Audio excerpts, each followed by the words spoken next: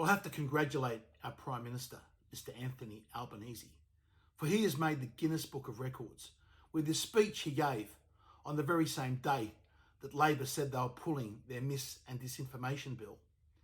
Albanese gave this speech, and in 33 seconds, he managed to spew out 11 separate pieces of mis- and disinformation. That is one for every 3 seconds. That is truly a Guinness Book of Records entry that will take an enormous amount of beating. Just let's quickly look at the speech in fast forward and go through those 11 pieces of mis- and disinformation. If you were a climate skeptic and didn't believe any of the science and didn't notice that there were more floods and more bushfires and more cyclones, it would still be good policy. It will produce the cheapest form of energy, not the most expensive, which we know is nuclear. It will create jobs. It will allow Australia to have a future made in Australia, because the vision of clean, renewable energy powering advanced manufacturing is where Australia's future is into the 2030s. Now, the first piece of mis- and disinformation that Mr. Albanese's come up with in that speech is that climate skeptics don't believe in the science. Well, it is the exact opposite. It is the climate skeptics that are ones that are following the science. It is the alarmists that are following the hysteria, the groupthink, and simply primitive superstition.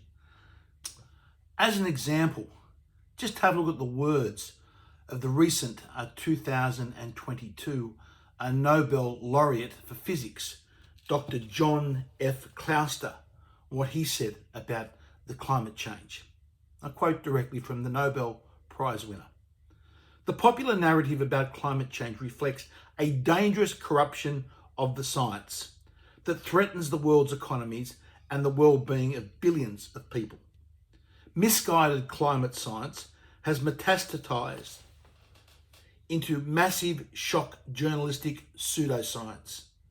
There is no real climate crisis. Well, that's from the Nobel Prize winner.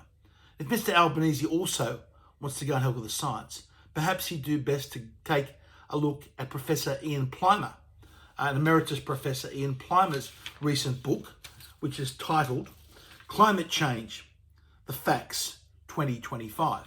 Maybe Mr. Albanese would like to read that, because his nonsense and belief about climate change is not based on the science.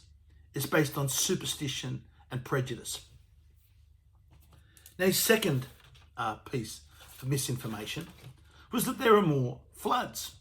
Well, you've only just got to go and have a look if there's more floods. There should be more extreme rainfall. Well, luckily the science is in on this, and there's a peer-reviewed scientific paper titled Historical Extreme Rainfall Events in Southeastern Australia. And that looked at the rainfall in Sydney, Melbourne, and Adelaide over the last, over longer than the last century. And if you look at the results from this peer-reviewed study, there is simply no long-term rainfall trend in either the amount of rainfall or the intensity of rainfall.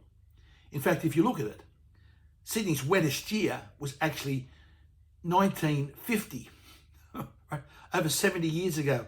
And our driest year was 1849. If you look at Melbourne, Melbourne's wettest year and the wettest single day occurred in 1849 as well. And the wettest day in Adelaide occurred in February 1925. And in fact, the most extreme rainfall event in Sydney occurred back in 1844, when we had over 20 inches of rain. That's 518 millimetres, was observed at South Head in a single day and night. And Albanese thinks that floods are getting worse. Well, the science is against him on that one. Albanese's third lie is that there are more bushfires. Well, again, complete and utter nonsense, completely contrary to what the peer-reviewed science shows. In fact, it shows the burnt area across Australia has been declining, and declining substantially. If you want to go back in Australia's history, of course, our worst ever bushfires go back to 1851, when over a quarter of Victoria was burnt in what was known as the Black Thursday bushfires. There is no evidence whatsoever that there are more or more intense bushfires in Australia. In fact, it is the exact opposite. Yet again, Albanese is misleading Australia. His fourth piece of misinformation in that 33-second speech was his claim that there are more cyclones. Well, just have a quick look at the graph from the Bureau of Meteorology, which shows the number of each cyclone season in the Australian area, the number of cyclones, both severe and non-severe. And you can see from the Bureau of Meteorology's own data, it's not increasing. It's trending downwards. Another one of Albanese's pieces of disinformation. The fifth piece of mis and disinformation from Mr. Albanese is that it's good policy to have all these renewables. Well, before we had this good policy, Australia used to have some of the cheapest electricity prices in the world. That is what drove our prosperity. It enabled industry to have a competitive advantage here. But since this good policy has come in, with all these subsidies adding to the cost of electricity, we've gone from the lowest to some of the highest electricity prices in the world.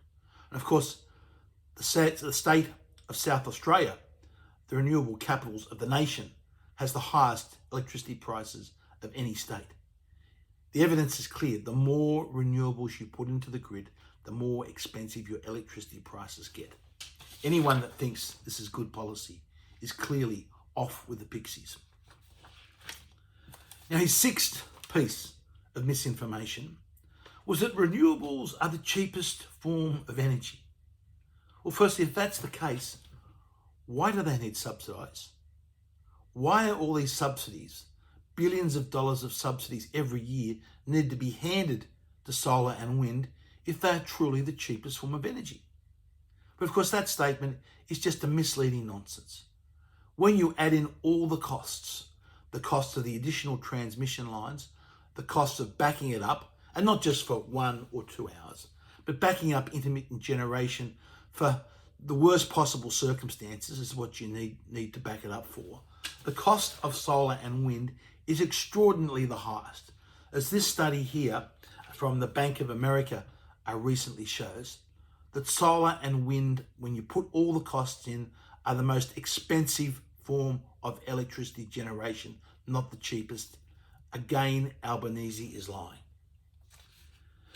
Number 7 in Albanese's mis and disinformation track record here is that nuclear is the most expensive. Well, again, forget the nonsense and the embarrassing and the fraudulent study by the CSIRO and the crooked methods that they used.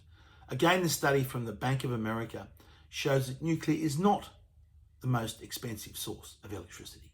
And in fact, we just had the climate conference in Baku, where we've got all these nations around the world pledging to increase their nuclear power by 2050.